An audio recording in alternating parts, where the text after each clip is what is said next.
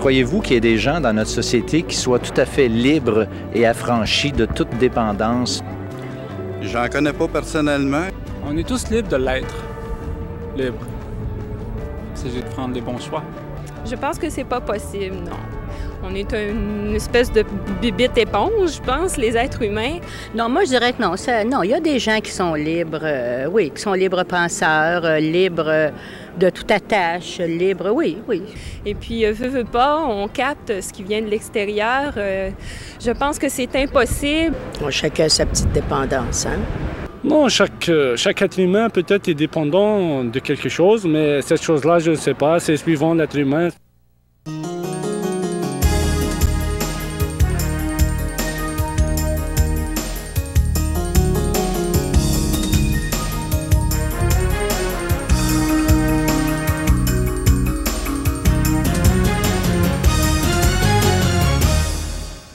Bonjour et bienvenue, re-bienvenue à l'émission L'heure de la bonne nouvelle en ce dimanche matin.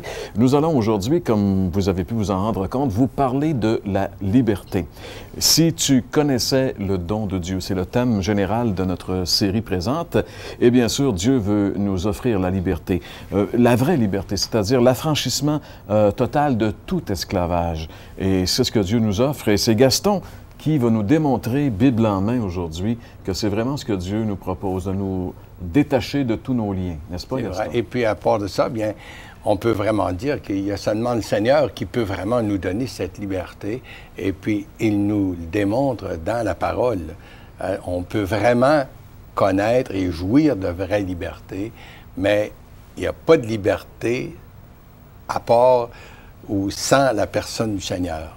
La liberté se trouve en lui. Si le Fils vous affranchit, vous serez réellement libre. Alors donc, vous avez vu, on connaît bien notre Bible. En tout cas, ce passage-là, on le connaît bien. Il y a Gilles Despins qui va être avec nous, notre artiste invité aujourd'hui. Gilles qui va revenir pour une deuxième fois à l'émission cette année. Et on va vous parler également de Déjeuner de l'espoir, parce que François va être à un endroit où je suis déjà allé le mois passé. François, c'est quand même intéressant de voir les gens qui répondent aux questions. Et il y a une certaine unanimité, en tout cas, sur cette question. Les gens sont vraiment conscients qu'on est ce genre de bibite-là qui... C'était bien dit. Oui, cette madame avait vraiment bien verbalisé la situation. Moi, je pense que, en effet, l'être humain, on pourrait dire que l'être humain, il est comme obligé de dépendre de quelque chose. Et puis même, je peux aller assez loin en disant ça, parce que quand le Christ nous affranchit, comme on vient de citer le texte, si le Fils vous affranchit, vous serez réellement libre. Bien, si on ne veut pas être à la suite du Christ, bien, on va être esclave de d'autres choses. On est comme toujours, on ne peut pas être vraiment libre à 100%. Le jour où on se libère d'un certain esclavage, bien, on va nécessairement s'accrocher à un autre esclavage, et à tous égards. Et puis, je pense que quand quelqu'un vient au Christ, c'est parce qu'il suit quelqu'un qui a le pouvoir de le rendre libre, et c'est ça la vraie liberté. Mais on a quand même mis notre allégeance sur quelqu'un, et si c'est sur le Christ, bien, c'est là qu'on va jouer d'une vraie liberté, qu'on va être enfin capable de refuser d'être... La vraie liberté, c'est d'être capable de dire non à ce qu'on a décidé qui serait non. C'est ça. Et on est des êtres dépendants et on doit être dépendant de Dieu. Notre problème, c'est d'être indépendant avec Dieu. Lorsqu'on est indépendant avec Dieu, on devient dépendant de mille et une choses qui nous rendent esclaves. C'est ça que tu voulais dire, François. Eh bien, c'est Gaston, c'est pas François, c'est Gaston qui va nous diriger justement aujourd'hui dans la découverte de cette grande vérité après ceci.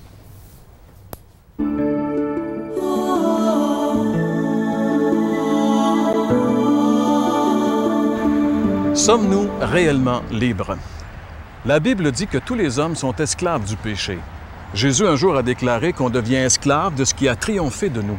Cela veut dire que, par exemple, le voleur devient esclave du vol, de cette façon de vivre. Que le buveur, face à l'alcool, devient un jour esclave et ne peut plus s'en passer.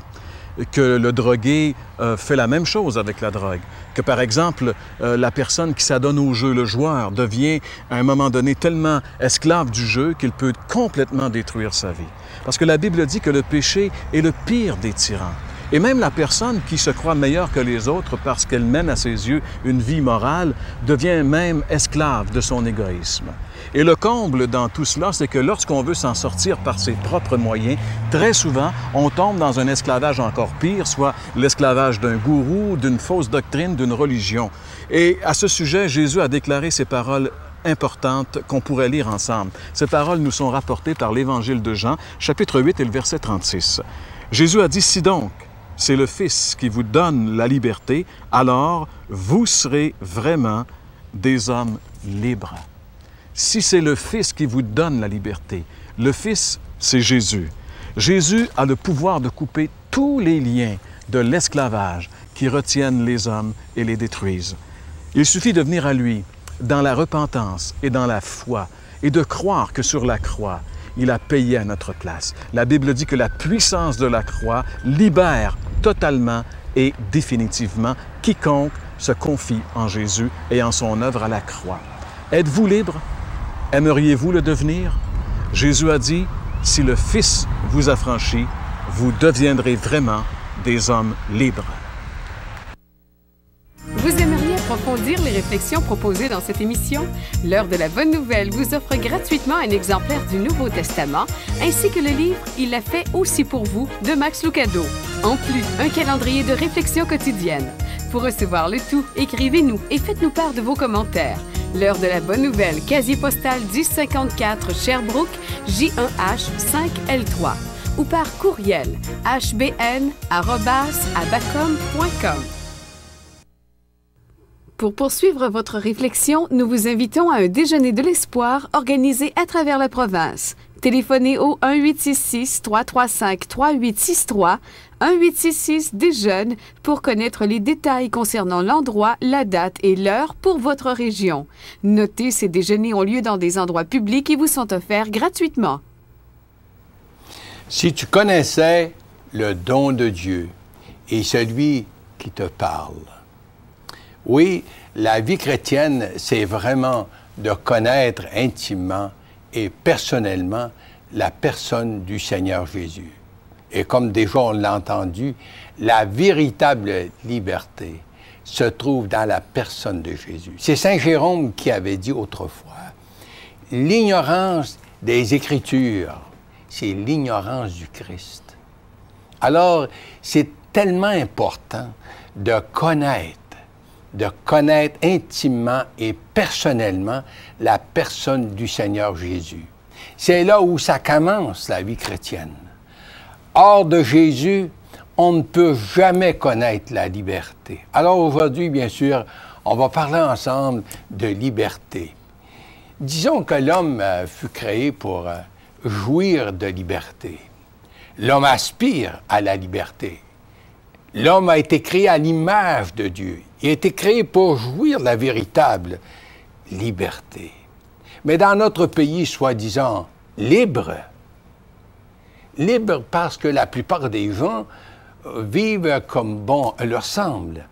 Je me demande si vraiment nous jouissons de véritable liberté.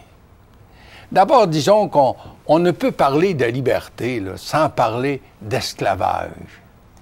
Il y a bien sûr bien des différentes formes d'esclavage dans le monde. Et ces derniers mois, par exemple, nous avons vu et avons été informés d'une forme d'esclavage sans pareil en Afghanistan, par exemple. Surtout chez les femmes. Elles ne pouvaient pas sortir sans être voilées de la tête aux pieds. Et les filles de ce même pays n'avaient pas droit à aucun enseignement scolaire. La plupart des gens étaient soumis à un système dit religieux, mais rigide et sans merci. Nous avons été témoins des pires horreurs qui se produisaient, qui se passaient dans ce pays. Or, nous savons qu'il y a plusieurs autres pays, des pays pauvres, sous-développés, où les gens sont soumis à différentes formes d'esclavage, sous la domination de systèmes politiques corrompus, que de gens sont esclaves et soumis à toutes sortes de superstitions diaboliques, de jeunes gens et des enfants très souvent vendus pour la prostitution et j'en passe. Mais revenons chez nous. Comme je l'ai mentionné, il y a plusieurs formes d'esclavage. De vivre comme bon nous le semble ne signifie pas être libre. Sommes-nous vraiment libres? C'était la question qui a été posée au tout début de cette émission. Et la plupart des gens sont conscients que vraiment, on ne peut pas vraiment, dans notre société, vivre la vraie liberté. Dans l'Épître aux Romains, j'aimerais citer un texte, vous pouvez le lire avec moi, Romains 6, verset 16, qui se lit comme ci.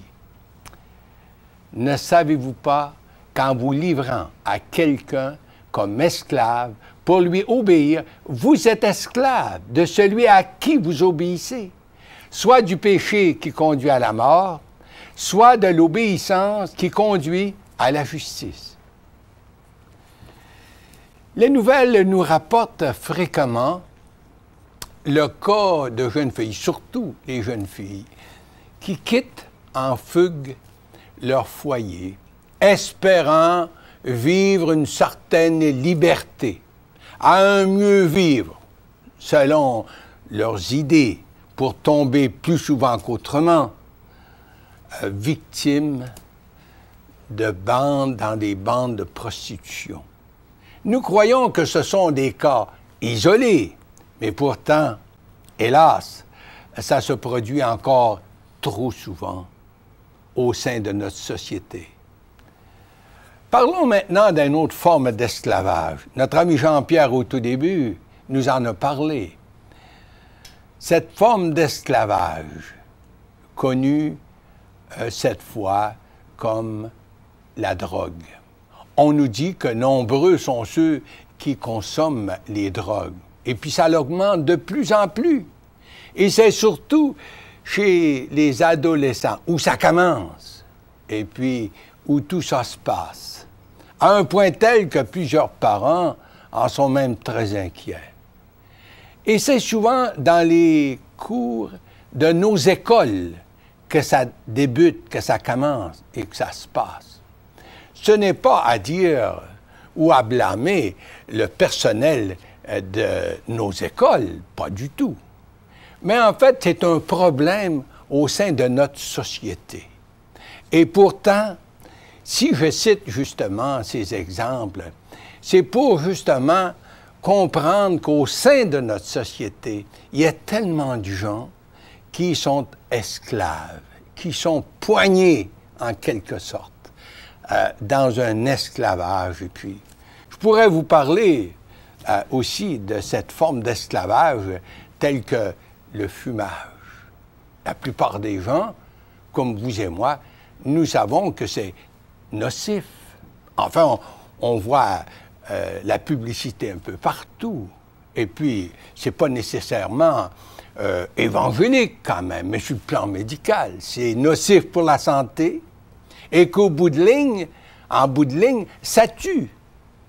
On nous dit, et les gens raisonnent comme tel, « J'aimerais bien arrêter, mais... » Ils sont esclaves de cette cigarette, ou plutôt cette nicotine. Ça a commencé comme un jeu, ou pour faire comme les autres. Et puis finalement, ils sont poignés, ils sont pris avec justement cet esclavage. Alors, peu importe le prix à payer, peu importe les dommages qu'ils causent, qu'ils se causent eux-mêmes et autour de leurs entourages. Tout récemment, on a entendu sur nos bulletins de nouvelles cette dame qui actionne une compagnie de tabac, justement, parce qu'elle a maintenant le cancer des poumons. Et puis, ça a été causé, ça a été prouvé, ça a été causé par la fumée qu'elle a respirée dans un restaurant où elle a travaillé pendant plusieurs années. Et puis, justement, elle gagne sa cause. Alors, vous voyez, non seulement la cigarette ou la nicotine, elle est nocive pour celui qui vraiment en est accroché, mais aussi c'est nocif pour les autres. Il nous arrive de voir des jeunes moments enceintes qui fument. Enfin, les statistiques nous disent que pour chaque cigarette qu'elle fume, bien, le bébé à naître en fume 10. Dès que le petit est né et qu'elle le porte dans ses bras, même si l'enfant est malade, la mère ne peut s'empêcher de fumer. Elle est esclave de cette convoitise mortelle. Et si j'emploie, ou je parle du fumage, vous savez, ça ne veut pas dire que les gens sont plus méchants. Lorsqu'on voit quelqu'un qui fume, on dit « ça, c'est un méchant ». C'est pas du tout. J'emploie ça comme exemple. Vous savez, et la plupart des gens, et vous qui m'écoutez présentement, je pense que vous êtes conscients, vous comprenez bien que le fumage, c'est un esclavage. Romains 6, verset 16. Je veux encore vous ramener à ce texte, et puis vous pouvez le lire avec moi. « Ne savez-vous pas qu'en vous livrant à quelqu'un ou à quelque chose, comme esclave pour lui obéir, vous êtes esclave de celui à qui vous obéissez, soit du péché qui conduit à la mort, soit de l'obéissance qui conduit à la justice. Saviez-vous que toute convoitise charnelle ne peut plaire à Dieu et sont qualifiés par la parole de Dieu de péché? Ici, lorsque je parle de convoitise charnelle, je ne parle pas tout simplement de problèmes sexuels, comme qu'est-ce qu'on entend, même sur nos bulletins de nouvelles. Ben non, ça peut être une foule d'autres choses. Ça peut être l'orgueil, ça aussi c'est une convoitise. Et puis enfin, il y a toutes sortes de convoitises, très souvent, qui sont comme des péchés mignons, mais quand même, bon, ça fait partie un peu de notre vie. Aussi, on pourrait, bien sûr, parler d'une autre forme d'esclavage, l'ivrognerie. Jean-Pierre nous en a parlé au tout début. Ça cause tellement de souffrance. Ça brise des milliers de foyers, puis plonge des gens, les familles entières, la mère, l'épouse, les enfants, dans une grosse misère. Je pourrais aussi souligner l'homosexualité qui prend de l'ampleur dans notre société. Pourtant, la Bible le qualifie comme une perversion, peu importe ce qu'on en dit. C'est une autre convoitise de la chair que Dieu condamne. Mais en fait, ceux qui sont pris, justement, avec ces problèmes, sont pas plus méchants, sont pas plus pécheurs que d'autres, vous savez. C'est quand même l'histoire de notre humanité. C'est qu'est-ce qui se passe dans notre humanité. Puis il faut faire attention de ne pas indiquer ou planter notre doigt sur quelqu'un. Il y en a 3 autres qui sont dirigés sur nous-mêmes. Alors attention. Mais je veux quand même vous parler de ces problèmes que nous vivons dans notre société. Et que dire des infidélités entre couples qui se font de plus en plus fréquents de nos jours, qui se voient un peu partout autour de nous et qui détruit la cellule familiale, qui est pourtant la richesse d'un peuple. En Jean chapitre 8 et le verset 34, c'est Jésus qui dit « Quiconque se livre au péché est esclave du péché. Quiconque se livre au péché est esclave du péché. » Le péché, sous toutes ses formes, cause la souffrance, les larmes et conduit à la mort. La Bible de nous rappeler, Romains 6, verset 23, cette vérité que vous pouvez lire avec moi. Car le salaire du péché, c'est la mort. Et très souvent, le péché conduit à une mort prématurée. Aux Juifs religieux, Jésus pourra dire, et on peut lire ce verset justement en Jean chapitre 8 et le verset 36. « Si donc le Fils vous affranchit, vous serez vraiment libre. » Voyez-vous, Jésus est le seul qui offre la liberté, le seul qui peut vous donner la liberté sur le péché et l'emprise sur l'ennemi de votre âme et sur celui qui domine dans votre vie. Il peut aussi vous libérer de systèmes religieux qui dominent des milliers de gens et ne peuvent donner la paix de l'âme et donner la joie du salut. Peut-être direz-vous, mais comment saisir et vivre la vraie liberté que le Seigneur Jésus offre? Il ne faut surtout pas croire que la liberté et le salut nous sont offerts comme des bonbons sur une assiette d'argent.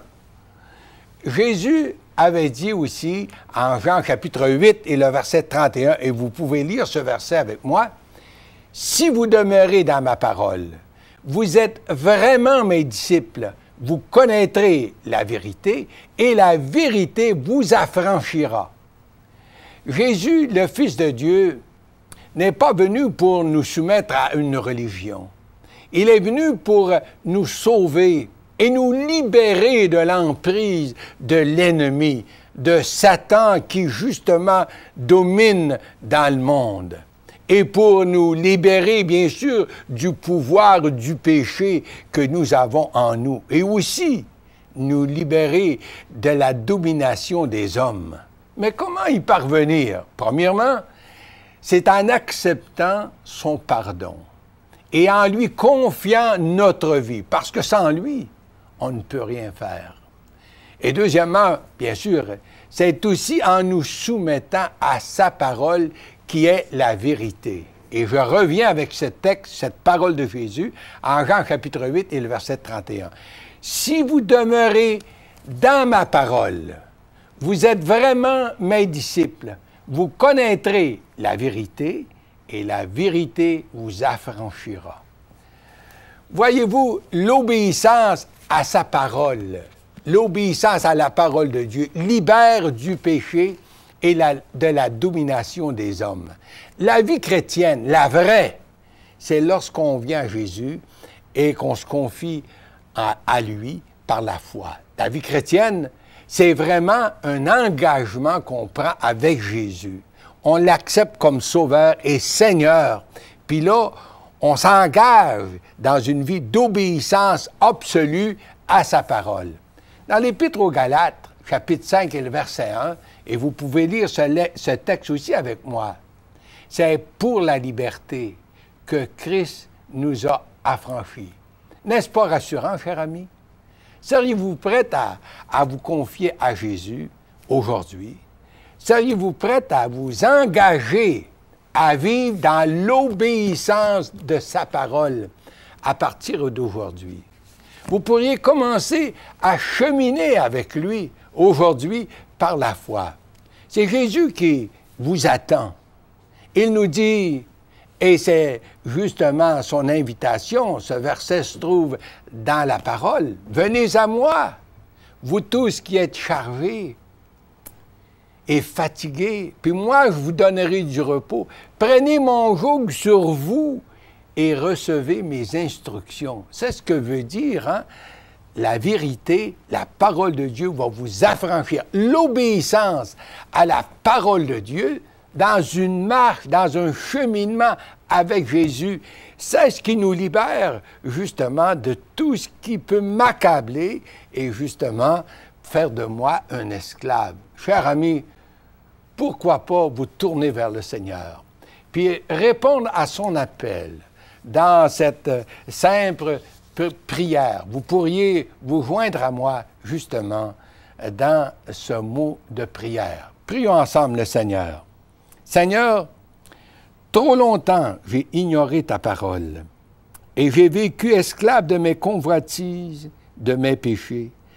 Trop longtemps j'ai pratiqué ma religion sans me préoccuper de toi, Seigneur, et de ta parole. Je veux maintenant me confier à toi et obéir à ta parole. Je veux être libéré du péché qui m'accable et vivre la joie de ton salut. Amen.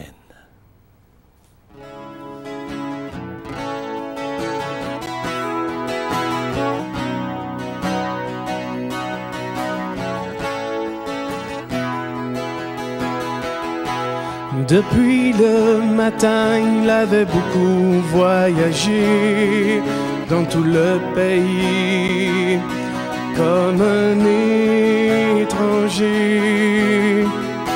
Épuisé en chemin, il s'est arrêté sur le bord d'un puits pour se reposer.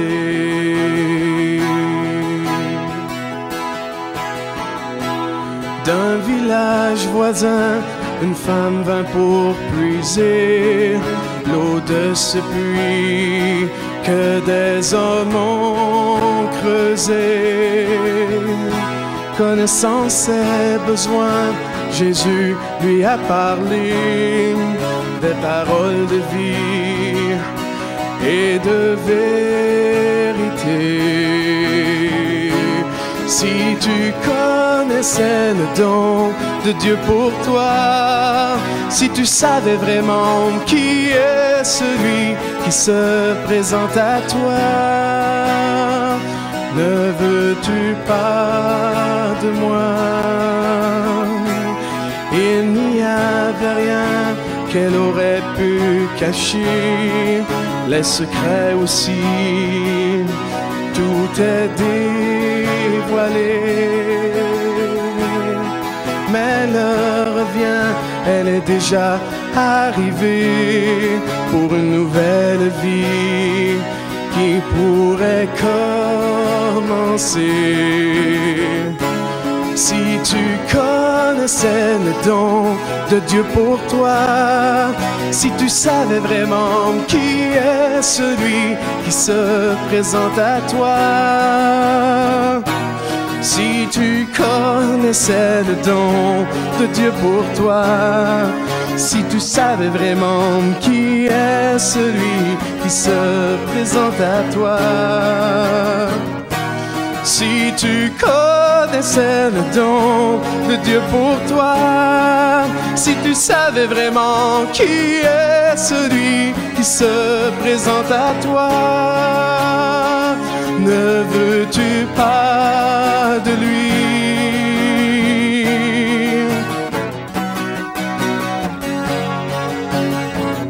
Ne veux-tu pas de lui?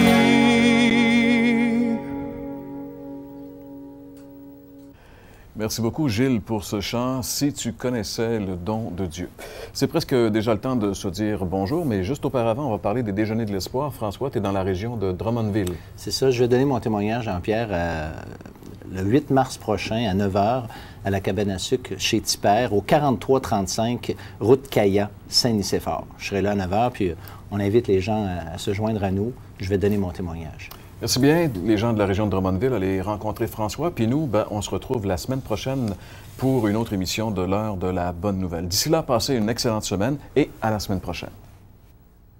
Pour poursuivre votre réflexion, nous vous invitons à un déjeuner de l'espoir organisé à travers la province. Téléphonez au 1-866-335-3863, 1-866-DÉJEUNE pour connaître les détails concernant l'endroit, la date et l'heure pour votre région. Notez, ces déjeuners ont lieu dans des endroits publics et vous sont offerts gratuitement. Vous aimeriez approfondir les réflexions proposées dans cette émission? L'heure de la bonne nouvelle vous offre gratuitement un exemplaire du Nouveau Testament, ainsi que le livre « Il l'a fait aussi pour vous » de Max Lucado. En plus, un calendrier de réflexion quotidienne. Pour recevoir le tout, écrivez-nous et faites-nous part de vos commentaires. L'heure de la bonne nouvelle, casier postal 1054 Sherbrooke, J1H 5L3. Ou par courriel hbn@abacom.com.